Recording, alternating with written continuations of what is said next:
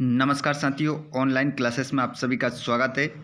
देखिए, आज के इस वीडियो में हम बात करने वाले हैं हाई स्कूल मुख्य परीक्षा वर्ष 2023 पेपर हिंदी का 75 मार्क्स का आपका पेपर रहेगा। पूरा सॉल्यूशन इसी वीडियो में आपको मिलेगा साथियों। जो 1 मार्च का आपका पेपर है विषय हिंदी का। तो स्टूडेंट्स, वीडियो को लास्ट तक देखिएगा और अपने सभी दोस्तों को ज़रूर शेयर करिएगा। चलिए बिना देर के हम स्टार्ट करते हैं। उससे पहले चैनल को सब्सक्राइब जरूर करिएगा यदि आपने चैनल को सब्सक्राइब नहीं किया हो तो। चलिए स्टार्ट करते हैं। पूरा सॉल्यूशन हम देखेंगे। क्लास 10th विषय हिंदी पूरा सॉल्यूशन आपको मिलेगा और इसका पीडीएफ यदि आपको चाहिए तो आप हमारा टेलीग्राम चैनल ज्वाइन कर सकते हैं। पीडीएफ वहाँ पर आपको मिल जाएगा, ठीक है। डिस्क्रिप्शन में टेलीग्राम चैनल की लिंक है, उसके नीचे हमारा एक और चैनल है ब्लॉग वाला, उसको भी आप सब्सक्राइब कर सकते हैं। चलिए स्टूडेंट्स, स्टार्ट करते हैं पूरा पेपर का सॉल्यूशन, ठीक है। 1 से लेकर तो 23 तक सॉल्यूशन हम देखेंगे। प्रश्न क्रमांक 1 देखेंगे आप और पहले क्वेश्चन से हम स्टार्ट करेंगे। ऑल स्टूडेंट जो क्लास में रोज़ लाइव जुड़ते हैं, आप सभी पुनः एक बार अपने सभी दोस्तों को शेयर कर दीजिए और जितने दोस्त लाइव क्लास में डेली जुड़ते हैं आप सभी जुड़ जाइए, एक दूसरे दोस्तों को शेयर कर देना। साथियों, जैसे कि आप लोगों को पहले भी बताया है क्लास के बारे में, लाइव क्लास के बारे में 9 बजे डेली लाइव क्लास होती है, तो आप सभी स्टूडेंट्स डेली उसमें ज़रूर जुड़िएगा, जिसमें आपको हिंदी से संबंधित जो भी क्वेश्चन आने की संभावना रखते हैं उन सभी क्वेश्चनों का पूरा सॉल्यूशन आपको मिल रहा है पीडीएफ सहित। क्वेश्चन नंबर पहला, प्रयोगवाद का प्रारंभ माना जाता है। क्वेश्चन नंबर पहला आपकी स्क्रीन पर है। प्रयोगवाद का आरंभ माना जाता है, कब से माना जाता है बताइए। जवाब दीजिए जल्दी से। जितने भी लाइव क्लास में जुड़ रहे हैं आपको पहले क्वेश्चन के लिए 3 सेकंड दिए जाते हैं, उसमें आपको जवाब देना है, उसके बाद में आपको इसका सही उत्तर बताया जाएगा। तो प्रयोगवाद का बिल्कुल इसमें करेक्ट आंसर आपका होगा सन 1943 से प्रयोगवाद का प्रारंभ माना जाता है, मतलब शुरुआत मानी जाती है इसकी 1943 से। अब प्रयोगवाद के जनक कौन है, नाम बताइए कमेंट बॉक्स में। ऑल स्टूडेंट जितने भी लाइव में जुड़ने वाले लाइव में जवाब दीजिए और जो दोस्त हमारे लाइव क्लास में नहीं जुड़ पाए हैं वो वैसे ही जवाब बताएंगे इसका क्या उत्तर होगा। प्रयोगवाद के जनक कौन माने जाते हैं, जल्दी से जवाब देंगे। कृष्ण की संगति में रहकर भी उनके प्रेम से अछूते रहे। देखिए कौन ऐसा व्यक्ति था जो कृष्ण के पास रहकर भी उनके प्रेम से अछूते रह गए थे, कौन थे वो? ऑप्शन देख लीजिए, ब्रजवासी, उद्धव, गोपियाँ, अक्रूर। तो यहाँ पर आपका राइट आंसर हो जाएगा। जवाब दीजिए पहले। बिल्कुल इसमें राइट आंसर उद्धव आपका हो जाएगा। नेक्स्ट क्वेश्चन, विभाव अनुभाव व्यभिचारी संयोगात रस निष्पत्ति, ये परिभाषा है। ये क्या है? संयोगात रस निष्पत्ति, ये परिभाषा किसकी है? तो विभाव अनुभाव व्यभिचारी संयोगात रस निष्पत्ति, ये परिभाषा है भरत मुनि की ये परिभाषा है। गलत मत कर दीजिएगा। अगला क्वेश्चन, स्वयं प्रकाश जी ने पत्रिका का संपादन किया।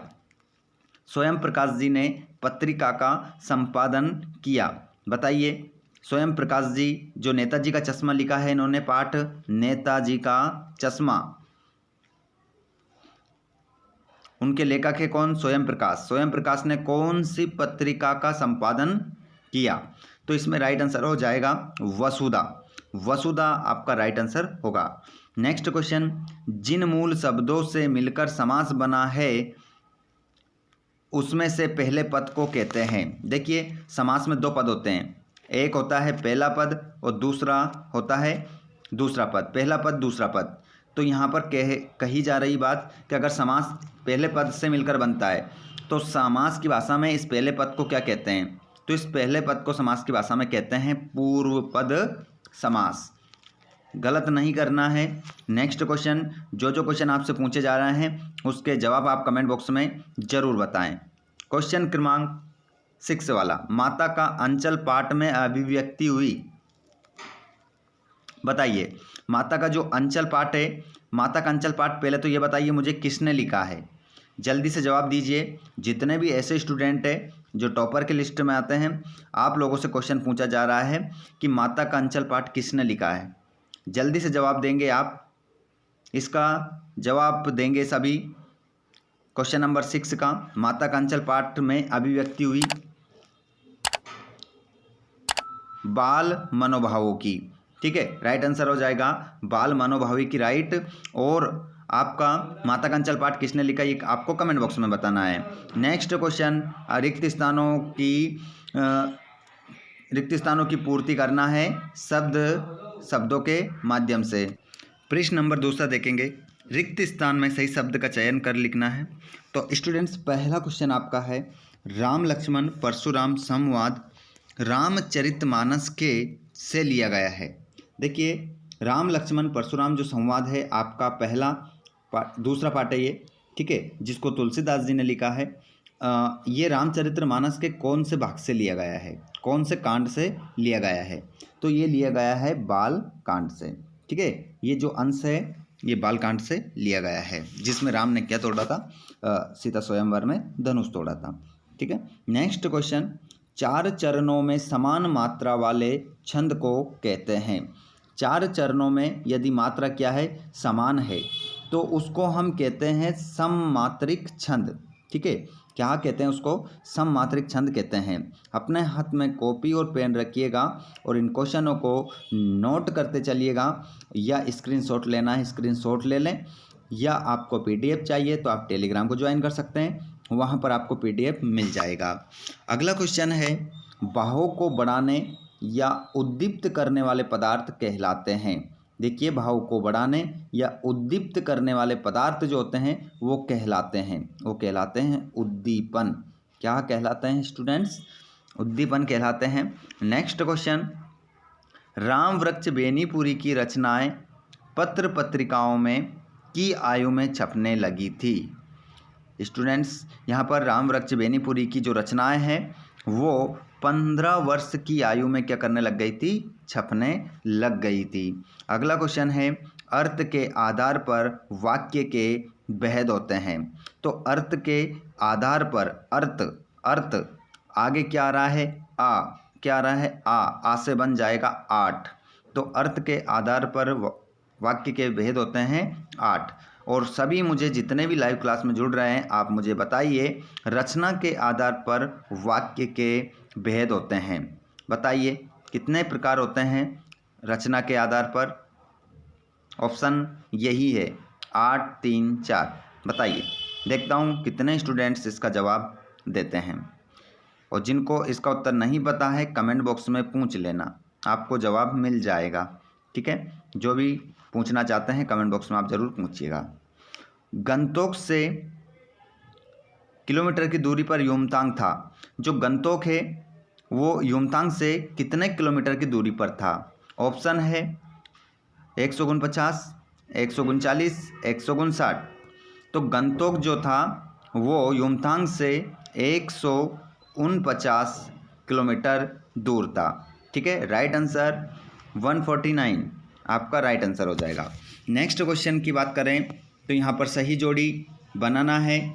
सही जोड़ी यहाँ पर आपको बता देते हैं, नागार्जुन को आधुनिक कबीर कहा जाता है और मैं गाए बन ठनके में अलंकार है मानवीकरण।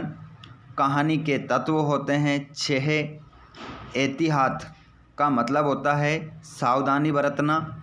गले का हार बहुत प्रिय और प्रेयर व्हील, ये है आपका धर्म चक्र। ठीक है, वापस हटा रहा हूँ, एक एक करके देख लेना। ये है ना, जोड़ी गलत नहीं करना है, एक वाक्य में उत्तर देना है। आइए देखते हैं इसका सॉल्यूशन। कवि निराला ने बादलों की तुलना किससे की है? तो कवि निराला ने बादलों की तुलना किससे की है? तो कवि निराला ने जो बादलों की तुलना की है वो की है क्रांति के वीर से, क्रांति के विप्लव से इनकी तुलना की है। और यदि आप इसमें बाल कल्पना से भी लगाओगे तो ये ज़्यादा सही रहेगा। ठीक है, बाल कल्पना से। ठीक है, तो ये लगा लेना आप बाल कल्पना से। नेक्स्ट क्वेश्चन, गणों की संख्या कितनी होती है? तो गणों की जो संख्या होती है वो होती है 8। आंसर आपका सही होगा। मन्नू भंडारी के पिता रसोई को क्या कहते थे? तो मन्नू भंडारी के जो पिता थे वो रसोई घर को भटियार खाना क्या कहते थे? भटियार खाना कहते थे। अगला क्वेश्चन है, दो वर्णों के मेल को क्या कहते हैं? तो दो वर्णों के मेल से होने वाले परिवर्तन को संधि कहते हैं। अगला क्वेश्चन, मूर्खों में अल्पज्ञ के महत्व के लिए कौन सी लोकोक्ति है? तो ये है मूर्खों में अल्पज्ञ के महत्व के लिए लोकोक्ति। तो इसे कह सकते हैं अपन, अंधों में काना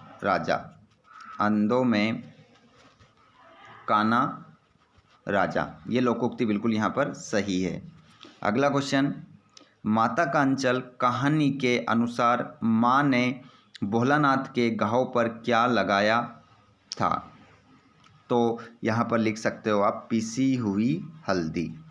क्या लगाया था? पिसी हुई हल्दी लगाया था। ठीक है, पिसी हुई हल्दी लिख सकते हैं।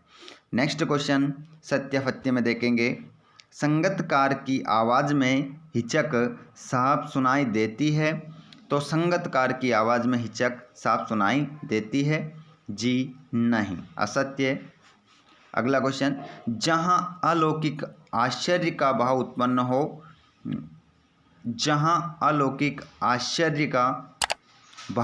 हो वहाँ पर विवश रस होता है।